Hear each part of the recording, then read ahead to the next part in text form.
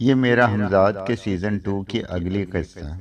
अगर आपने सीज़न 1 नहीं देखा और आपको नहीं पता कि हमजाद को शेख करामत ने कैसे काबू किया और काबू करके क्या क्या काम करवाए और क्या क्या हासिल करा, तो डिस्क्रिप्शन में आपको सीज़न 1 और सीज़न 2 दोनों की प्लेलिस्ट का लिंक मिल जाएगा। आइए मेरा हमजाद सीज़न 2 की अगली किस्त की तरफ चलते हैं। वो उस वक्त मेरे कहने पर अपना मुख्तसर सा सामान बांध रहा था। उसने आप दीदा होकर मेरी तरफ देखा मगर कुछ बोला नहीं। उसके पास अखराजात के लिए जो रकम रहती थी चलते वक्त मेरी तरफ बढ़ाने लगा। रख लो इसे, अपने पास ही रख लो। मैं तुम्हें हमेशा के लिए जुदा नहीं कर रहा हूँ जो तुम रकम वापस कर रहे हो। मैंने उसका शाना थपथपाया। इस मर्तबा भी इरशाद अली ने कुछ नहीं कहा। कुछ कहने के लिए हमेशा लफ्ज़ों की ज़रूरत नहीं होती। उसने नज़रों का सहारा लिए बगैर मुझसे बहुत कुछ कह दिया था। मैं उसे इसलिए भी अक़वी दरवाजे तक छोड़ने आया था कि अंदर से कोठी का फाटक बंद कर लूं। खुदा हाफिज जनाब, उसने भराई हुई आवाज़ में कहा और गेट से बाहर निकल गया। खुदा हाफिज, मैंने भी जवाब दिया और अंदर से गेट बंद करने लगा। अपने कमरे की तरफ वापसी पर मुझे वो ज़माना याद आ रहा था जब मैं बदायूं के आबाई हवेली में तन्हा रहा करता था।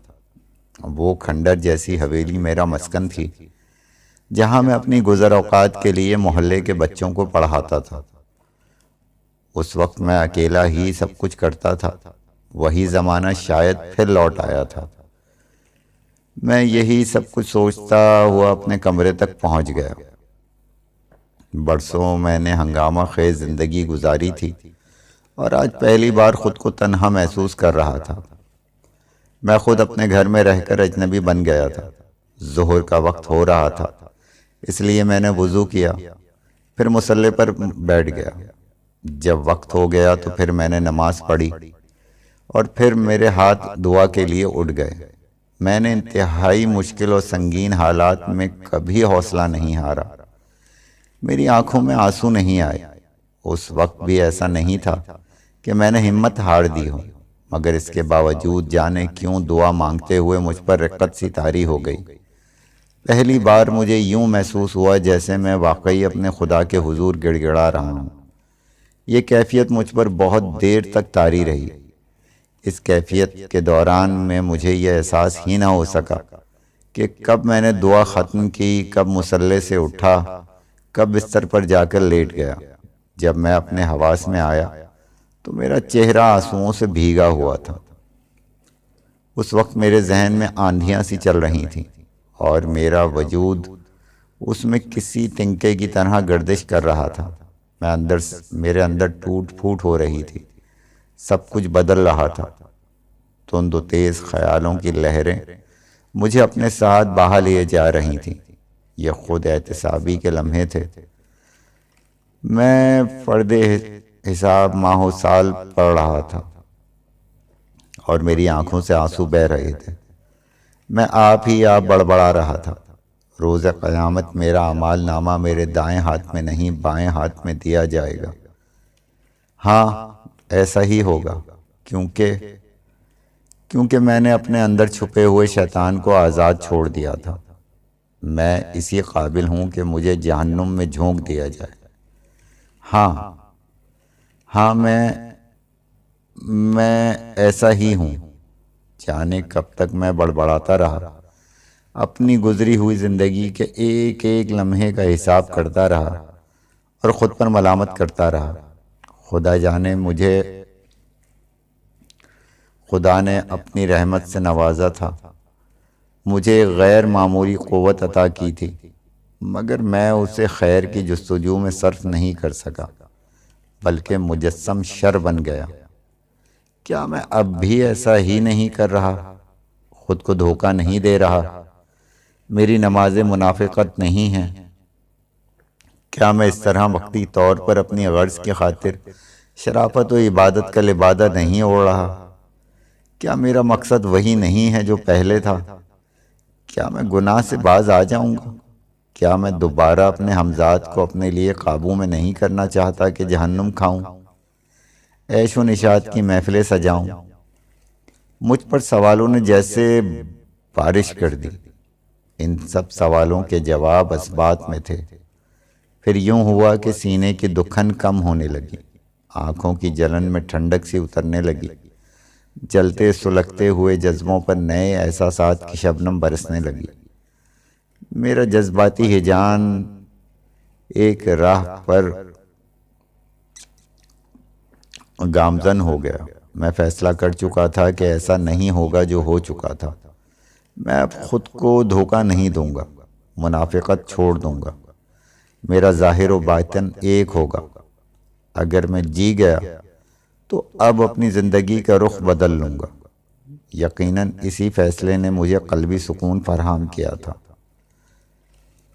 दर्द दिल पर अब मुझे नई दस्तकें सुनाई दे रही थीं। कोई मेरे अंदर सरगोशियाँ सी कर रहा था कि ऐ शेख, तुम्हारा नया जन्म है और इसमें भी तुम्हें बड़ी आजमाइशों से गुजरना पड़ेगा। तुम्हारे इम्तिहान का असल वक्त अब शुरू हुआ है। मुझे अब हर आजमाइश, हर इम्तिहान कबूल था। सो मैं ये सरगोशियाँ सुनता रहा और मुस्कुराता रहा, और इसी हालत में मेरी आंख लग गई। जब मैं बेदार हुआ तो असर का वक्त नहीं निकला था। अब मुझे भूख भी लग रही थी, क्योंकि सुबह का नाश्ता किए हुए था। पहले मैंने नमाज पढ़ी और फिर पेट की आग बुझाने के लिए कमरे से निकला। अब मुझे खाने के लिए खुद ही कुछ न कुछ पकाना था। इरशाद अली को बहरहाल इतना मौका नहीं मिल सका था कि वो खाना पका कर जाता। अपने कमरे से निकलते ही मुझे ताफ़ुन और बदबू का एहसास हुआ। इरशाद अली ने मेरे कहने पर अपने कमरे के सामने वाली मुख्तसर सी जगह में खाने पकाने का बंदोबस्त कर दिया था। मैं उसी तरफ बढ़ा तो बदबू और बढ़ गई। करीब पहुंचा तो मैंने देखा वहाँ हर तरफ गिलाज़त फैली हुई थी और सारा सामान तितर बितर पड़ा था। मेरा जी मतलाने लगा। उसी वक्त मुझे अपने अक़ब से एक जहरीला कहकहा सुनाई दिया और मैं उछल पड़ा। मुड़कर देखा तो मुझे दूर बरामदे में एक अजीब व खलकत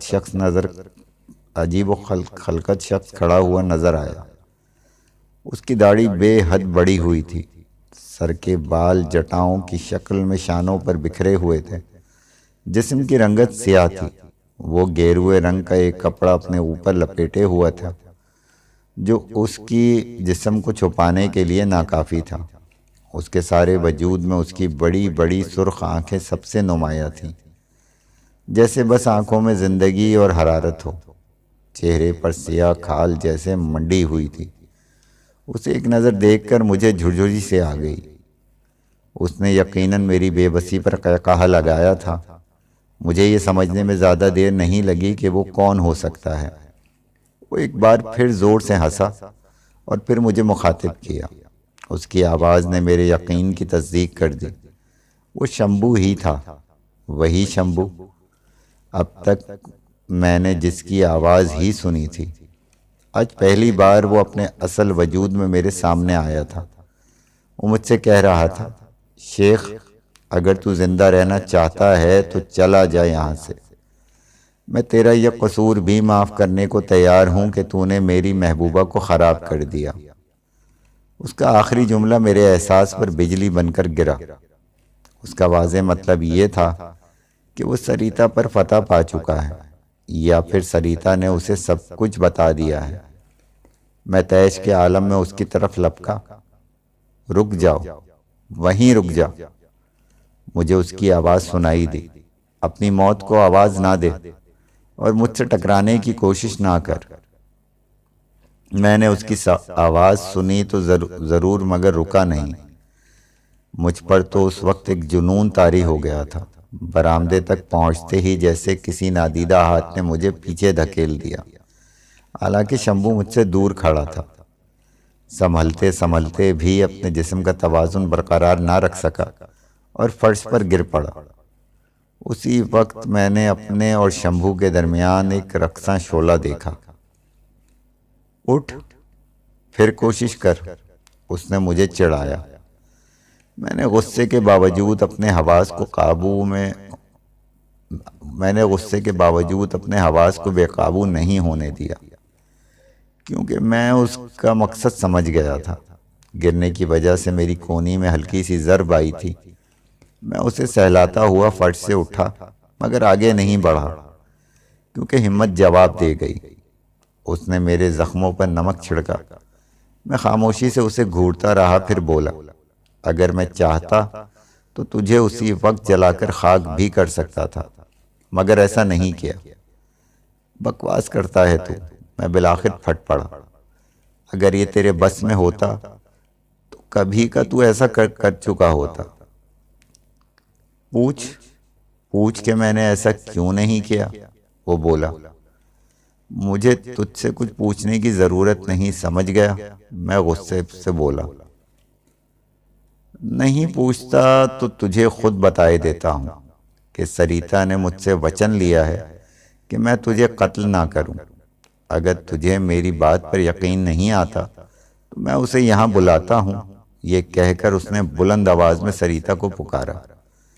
चंद ही लम्हे बाद मैं सरिता को उसके करीब खड़े हुए देख रहा था और मेरी रूह में जैसे कोई नश्तर सा उतर गया। वो जो कभी मेरी थी, मेरे दुश्मन के पहलू में खड़ी थी और मैं बेबस था।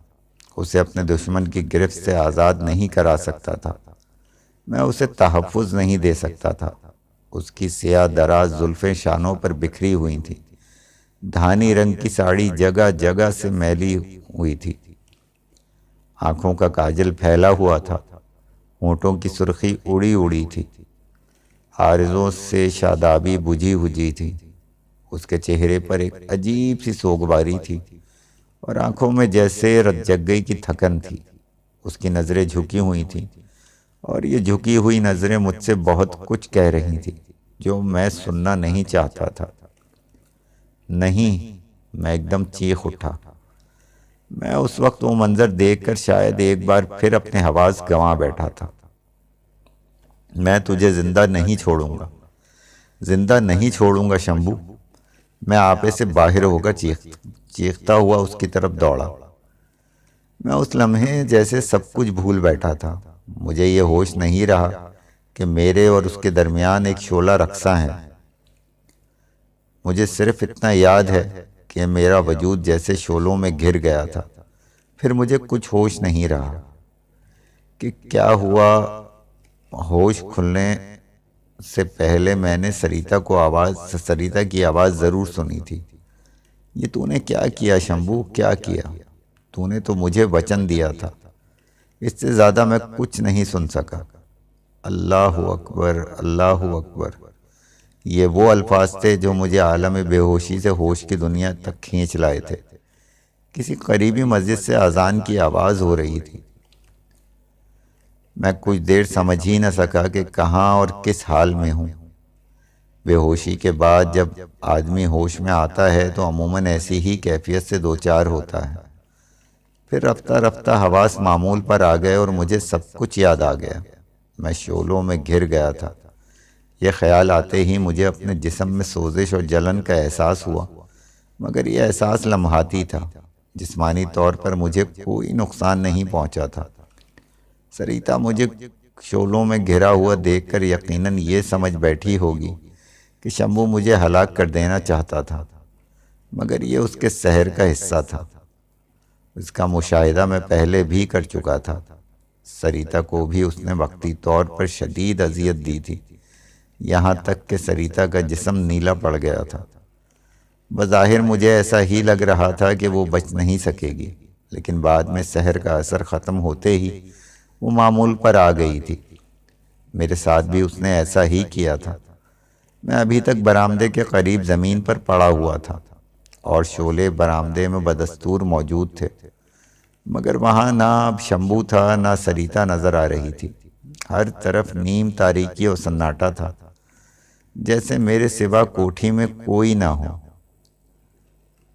हय्या अलस्सलाह, हय्या अलस्सलाह, हय्या अलल फलाह, हय्या अलल फलाह, अल्लाहु अकबर, अल्लाहु अकबर। मैं मौज़न की आवाज़ें सुन रहा था। आओ नमाज की तरफ। आओ नमाज की तरफ, कामयाबी की जानिब आओ, कामयाबी की जानिब आओ। अल्लाह बहुत बड़ा है, अल्लाह बहुत बड़ा है।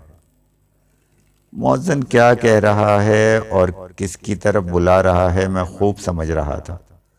वो जिनके लिए लफ्ज़ सिर्फ लफ्ज़ होते हैं और जो लफ्ज़ों के मायने पर गौर नहीं करते, उनके लिए कोई मसला नहीं होता। लेकिन वो जो आगाही की मंजिलों से गुज़रते हुए उस पर बहुत कुछ गुज़र जाती है, इससे क़तई नज़र आदमी के अंदर की कैफियत भी इस ज़िम्न में अहम किरदार अदा करती है।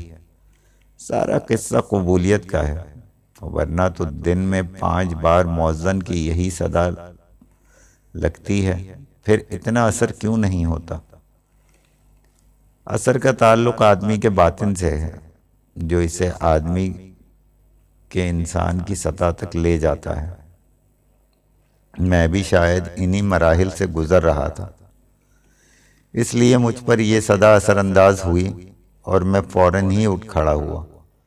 फिर मेरे कदम जैसे खुद ब खुद अपने कमरे की तरफ उठने लगे।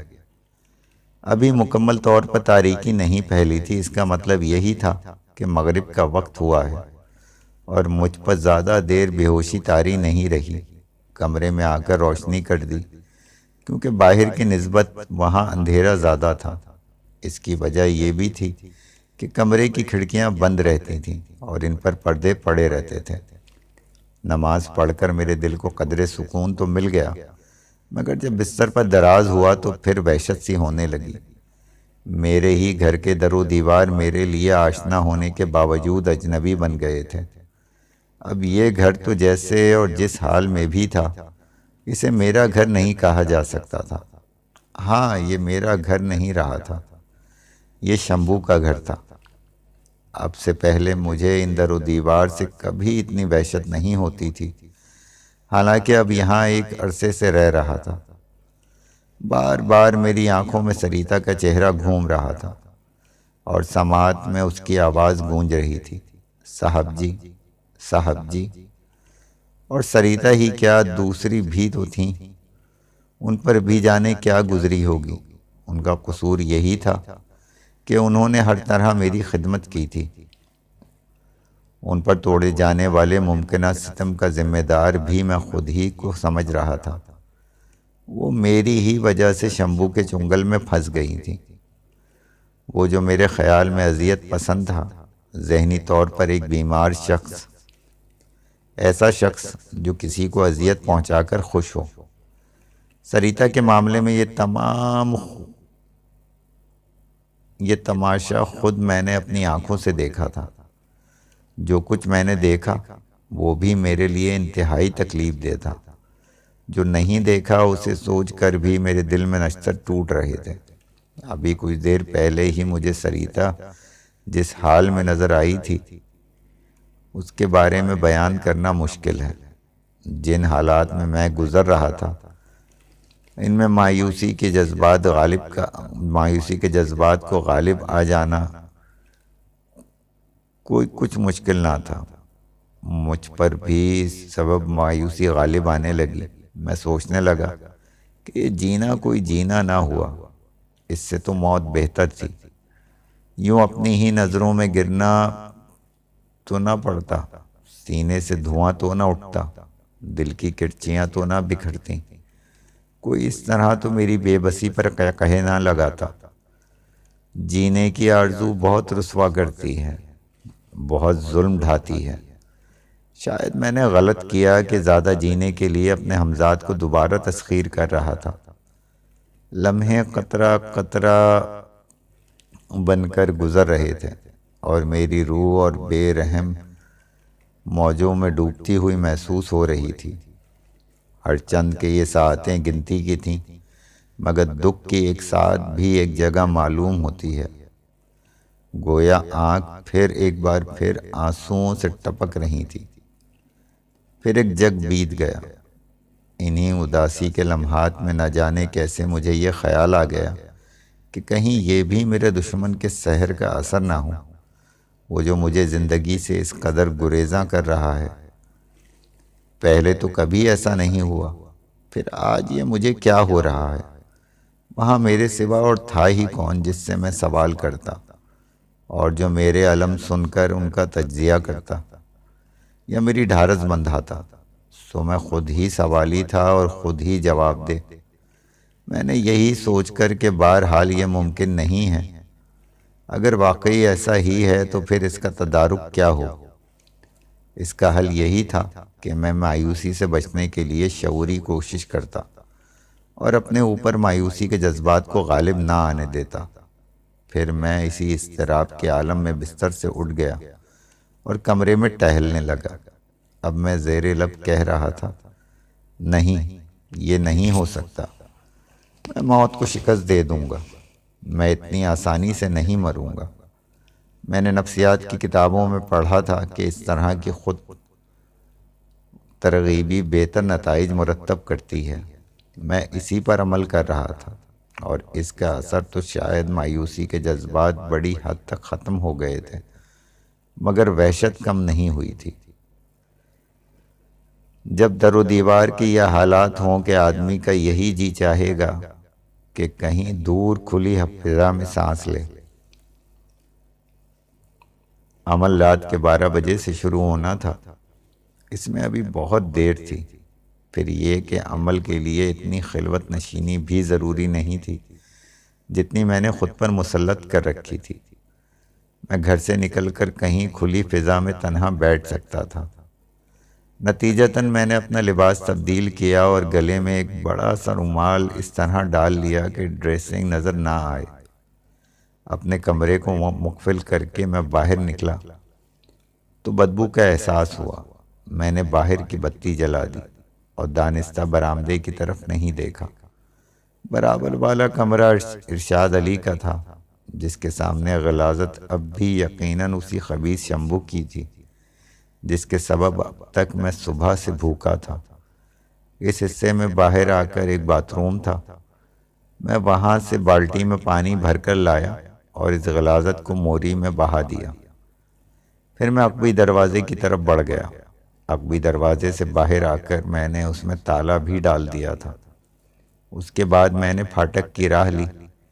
इमारत से बाहर आकर मुझे ज़रा सुकून का एहसास हुआ। मैंने खुली फिजा में गहरे गहरे सांस लिए। अकबी फाटक का ज़ैली दरवाज़ा खोलकर मैं बाहर आया। फिर उसे बंद करके अब मैं अपनी कोठी की पिछली गली में था। इस गली से निकलकर मैं सड़क पर आ गया। जिंदगी पूरे जोर शोर के साथ अपने होने का सबूत दे रही थी। जल्द ही मुझे एक औसत दर्जे का होटल नज़र आया और पहले मैंने पेट भर कर आग बुझाने का फैसला किया। अगर मैं घर से ना निकलता तो शायद आज रात भूखा ही सोना पड़ता।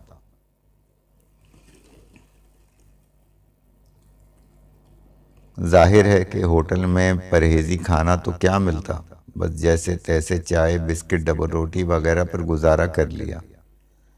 चट्टागाम बड़ा पुरफजा और हरा भरा शहर था। समंदर के किनारे आबाद ये शहर मुझे अच्छा लगा था, इसीलिए वहाँ पे रहना शुरू कर दिया था। होटल से निकलकर टहलता हुआ मैं एक पार्क तक पहुँच गया। ये देखकर मुझे इत्मीनान हुआ वहाँ ज़्यादा लोग नहीं और ना ही रोशनियों का हुजूम था। काफ़ी फासले से बिजली के खंभे लगे हुए थे। मुझे किसी ऐसे गोशे की तलाश थी जहाँ आसपास कोई ना हो और मैं खुली फ़ज़ा में तन्हा बैठकर मुझे इस तलाश में ज़्यादा देर नहीं लगी। वहाँ तक न ज़्यादा रोशनी पहुँच रही थी, ना कोई नज़र आ रहा था। सरसब्ज़ शादाब घास पर मैं रुमाल बिछाए बगैर बैठ गया।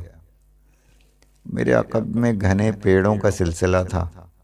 वहाँ बैठकर मुझे फरहत व ताज़गी महसूस हुई। तबीयत की वहशत अब तकरीबन ख़त्म हो चुकी थी। घर से निकलने का नुस्खा कारगर हुआ। मैंने सोचा कि बकिया जो दिन रह गए हैं मैं इस तरह गुजार लूँगा। मेरे नज़दीक अब सिर्फ पलकों की सुइयाँ रह गई थीं। अपने चिल्ले का बड़ा हिस्सा मैंने किसी न किसी तरह पूरा कर लिया था। यहाँ आने के बावजूद मेरे जहन की हालत की गिरफ्त से आज़ाद नहीं था। मुझ पर जो कुछ गुजर रहा था वो ऐसा नहीं था कि आसानी से भुला दिया जाए। मैं अपने ख्यालों में खोया हुआ वहाँ बैठा था कि मुझे अपने अक़ब में नस्वानी सरगोशी का एहसास हुआ। फिर एक मर्दाना आवाज़ सुनाई दी जो मध्यम सी थी। कुछ देर पहले भी मुझे कई बार ऐसा शुबा हुआ था, मगर उसे अपना वहम समझकर जहन से झटक दिया था। फिर ये कि आदमी जब अपने ही ख्यालों का असीर हो तो इर्द गिर्द से गाफिल हो जाता है। मैं फितरी तौर पर उस तरफ मुतवज्जे हो गया। गालिबन इन दोनों के दरमियान किसी मसले पर बहस हो रही थी।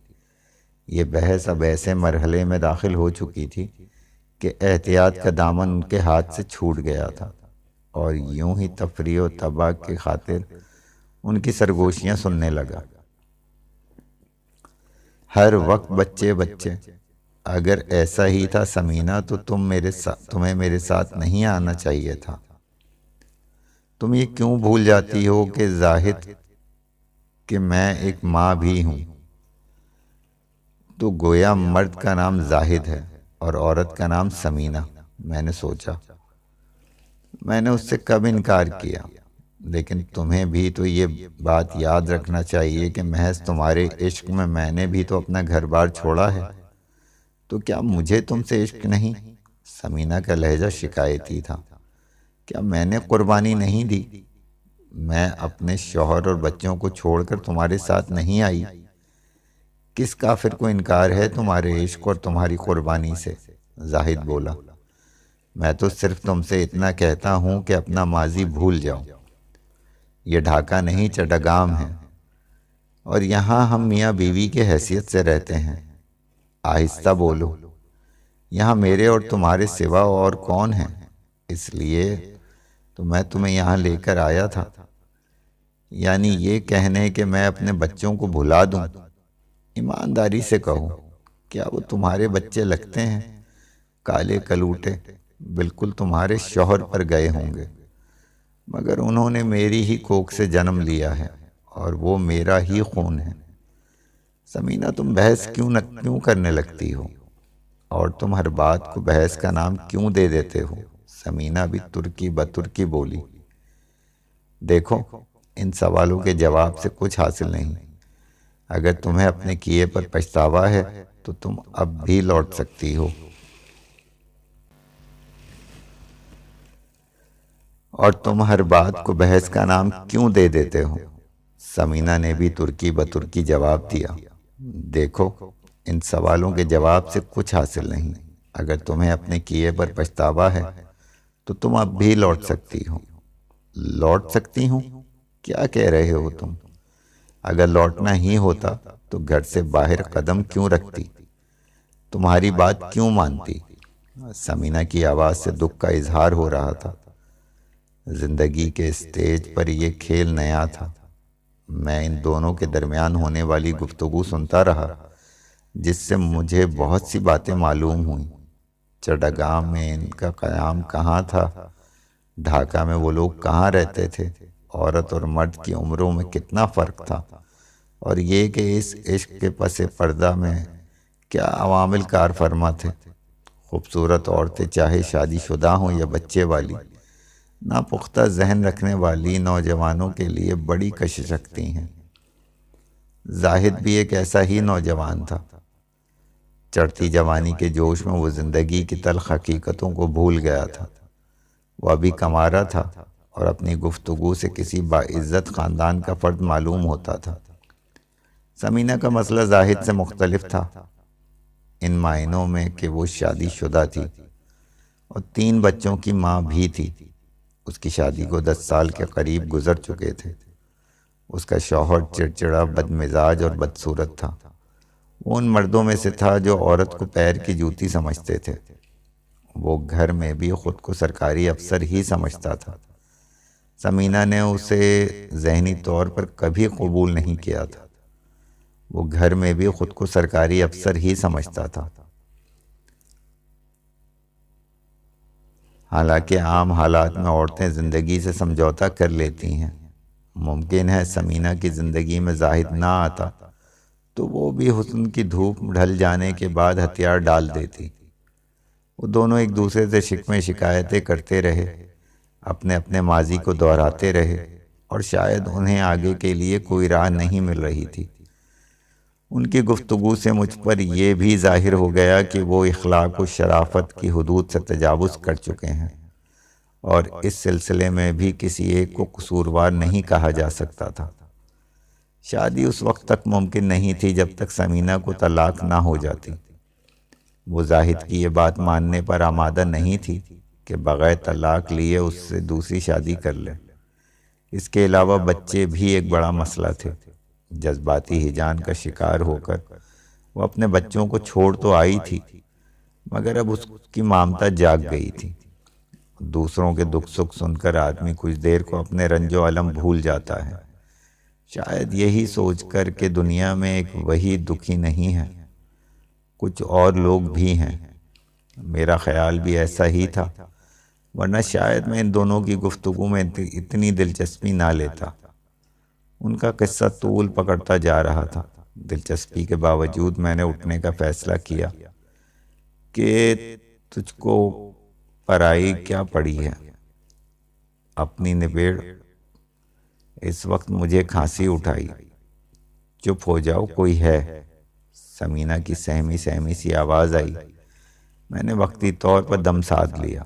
बहरहाल मुझसे एक अखलाकी जुर्म सरजद हुआ था कि दानिस्ता उनकी गुफ्तगू सुनी थी। मैं नहीं चाहता था कि उनका शक यकीन में बदल जाए। हाँ, किसी के खांसने की आवाज़ तो मैंने भी सुनी है, मगर मुझे तो डर लग रहा है कहीं शौकत का मामू जाहिद भाई अरशद ना हो। समीना ने अपने खदशे का इजहार किया।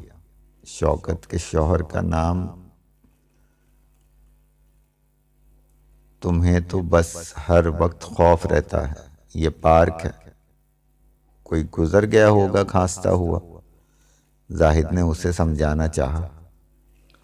नहीं, मैंने करीब से आवाज़ सुनी है, वो यकीनन अरशद होगा और उसे शौकत ने ख़त लिख दिया होगा और अरशद हमें तलाश करता हुआ यहाँ आ गया होगा। यही ना, यही कहना चाहती हो ना तुम? हाँ हाँ यही, समीना जल्दी से बोली। पागल हो तुम, खुदा बचाए औरतों से। देख लो उठकर तो तुम्हारा कुछ बिगड़ जाएगा। अरशद भी तो यहीं चट्टागाम में ही रहता है। फिर वही अरशद? अच्छा तो फिर घर चलो, मैं अब मज़ीद यहाँ नहीं बैठ सकती। समीना ने फैसला सुना दिया। हम यहाँ झक मारने नहीं आए थे, कोई फैसला करने आए थे। वहाँ घर में तुम्हें यह खौफ खाए जाता है कि कोई पड़ोसी ना सुन ले। दीवारों के भी कान होते हैं। तुम्हें आज कोई ना कोई फैसला करना पड़ेगा। मुझसे शादी करने पे राज़ी हो या नहीं? अच्छा ठीक है, मगर इतनी बात तो मान लो मेरी कि उठकर देख लो, समीना ने चुपते हुए लहजे में कहा। और वहाँ उधर से आवाज़ आई थी, मगर तुम इधर से जाओ घूम कर, ताकि अरशद हो तो तुम उस पर नज़र रख सको।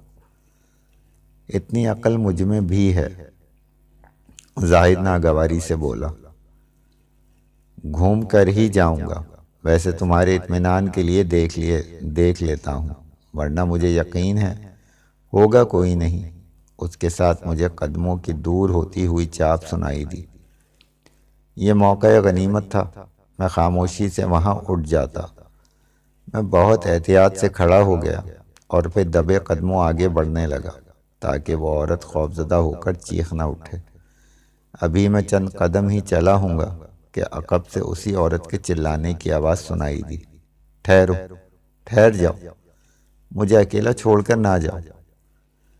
मैं यही समझा कि वो मुझे नहीं अपने नौजवान आशिक को पुकार रही है। शायद वो नीम तारीकी और तन्हाई में डर गई होगी। मैंने अपनी रफ्तार और बढ़ा दी। घास का वो कता मैं जल्द से जल्द उबूर करके रोशनी में पहुंच जाना चाहता था। मैं कहती हूँ रुक जाओ, वरना मैं शोर मचा दूंगी। इस बार उसकी आवाज़ मुझे और नज़दीक मालूम हुई। तुम मुझे यहाँ छोड़कर नहीं भाग सकते। उसके साथ कदमों की चाप भी सुनाई दी। वो इतनी ज़ोर से चीख रही थी कि लोग पार्क के कोनों खुदरों से निकलकर उस तरफ दौड़ने लगे। मेरे जहन में ख़तरे की घंटियां बजने लगीं। रात के वक्त कोई औरत इस तरह पार्क में चीखने लगे तो जाहिर सी बात है क्या सूरत हाल पेश हो सकती है। मालूम नहीं उसका आशिक नामुराद कहाँ मर गया था और वो कम वक्त क्यों बौखला गई थी। बहरहाल मेरे हक़ में ये बेहतर नहीं था। लोग मुझी पर शक करते और मुझी को तख्ता मश्क बनाने की कोशिश करते, क्योंकि वहाँ मेरे और उस औरत के सिवा कोई नहीं था। पार्क में एक हंगामा सा हो गया था। सामने से भी लोग भागे चले आ रहे थे और इधर उधर से भी मेरे लिए कोई भागने की राह नहीं थी।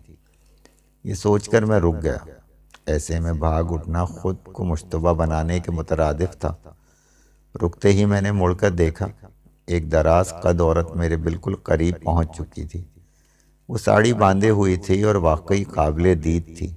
मैं उसे देखकर कोई ये नहीं कह सकता था कि वो 3 बच्चों की माँ होगी, मगर ये वक्त उसके हुस्न को देखने का नहीं था। मैंने इसलिए उससे मुड़कर देखा था कि अगर वो किसी गलत फहमी का शिकार है तो उसकी गलत फहमी दूर हो जाए। दिमाग दुरुस्त है तुम्हारा?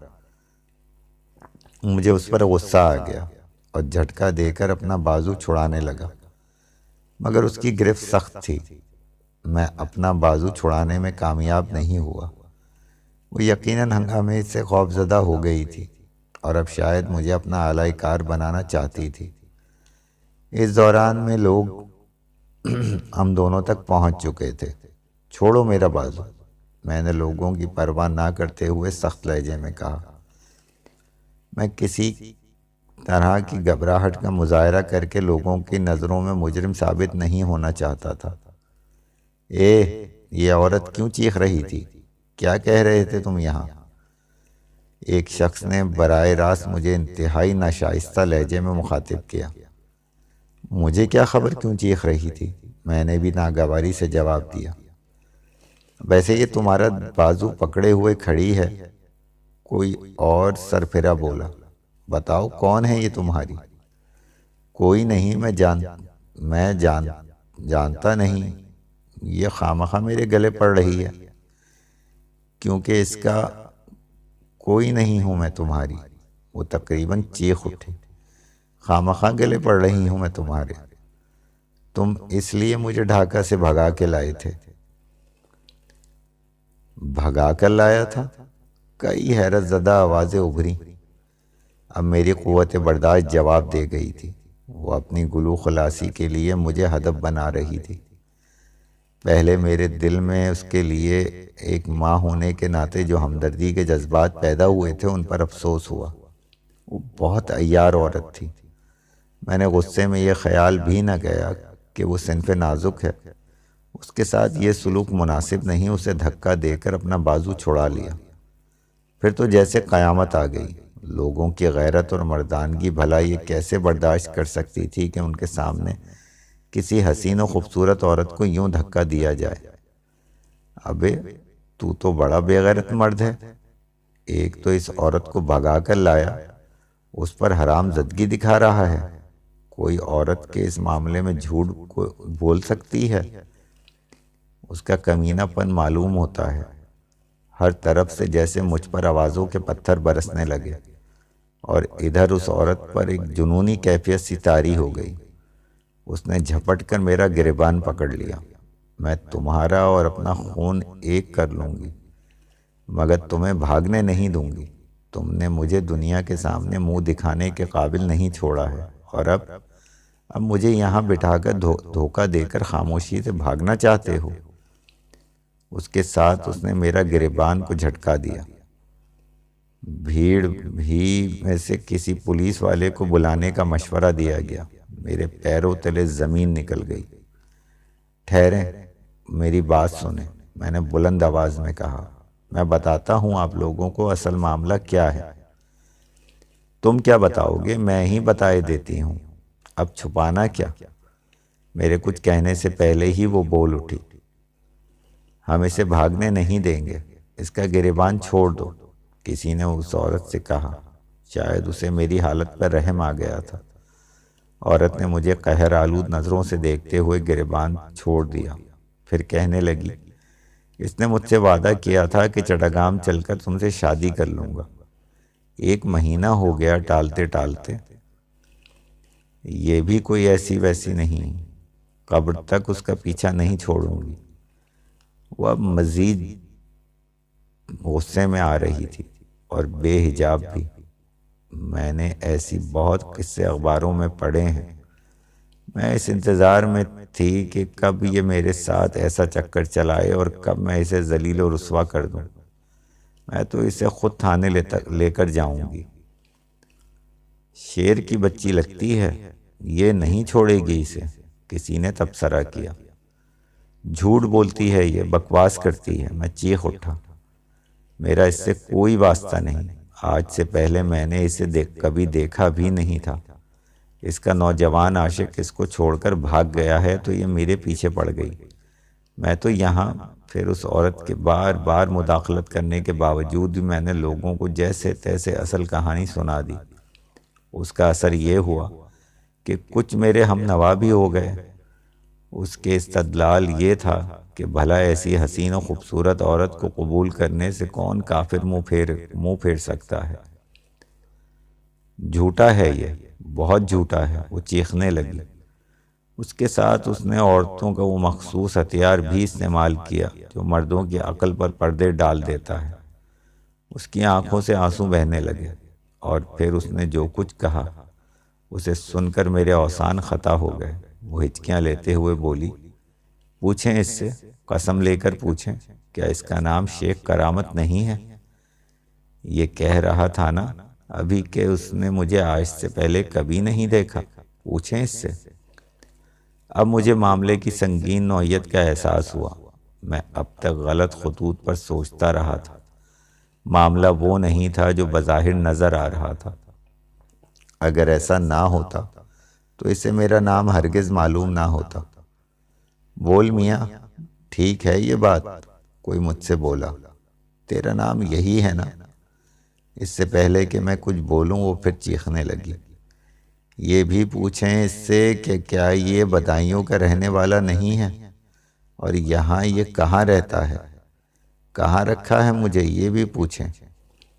बस बस, हमें यकीन आ गया है, ये फ्रॉडिया है। तुम इसे थाने ले चलो, हम भी चलते हैं साथ। एक नौजवान ने गोया फैसला सुनाया। इसकी ज़रूरत नहीं है, मैं बोल उठा। मेरे लहजे में खजालत का अंसर था। गलती मेरी ही है, ये कहकर मैं औरत से मुखातिब हुआ। समीना, मुझे माफ़ कर दो, मैं तुम्हें खुदा का वास्ता देता हूँ। नहीं, मैं तुम्हें हरगिज माफ़ नहीं कर सकती, वो अकड़ कर बोली। तुम धोखेबाज हो। जो चाहे सज़ा दे लो, मुझे हर सज़ा मंजूर है, मगर माफ़ कर दो मुझे। मैंने दानिस्ता अपनी आवाज़ में रक्कत पैदा कर ली। लोग बड़ी हैरत से ये तमाशा देख रहे थे। मेरे और उसके दरमियान जो सर्द जंग जारी थी, मैं उसे हर हाल में जीतना चाहता था। ये दोनों ही आवारा लगते हैं, लानत पढ़ो इन पर। किसी अधेड़ उम्र शख्स ने जोर से लाहौल पड़ी और वहां से चल दिया। वो एक आदमी उसके साथ बकते झकते और चल दिए। मगर जाहिर है नौजवान भला कैसे वहां से टल जाता। वो तो इस कहानी का आखिरी मंजर देखने के आरज़ूमंद थे और ज़रूरत पड़ने पर एक मजबूर और बेबस हसीना की हर तरह से मदद करना चाहते थे। इसके अलावा अब इस तमाशे से मज़ा भी ले रहे थे। ये कहानी यहाँ ख़त्म नहीं हुई है। कहानी का बकिया हिस्सा सुनने के लिए हमारी अगली वीडियो ज़रूर देखें।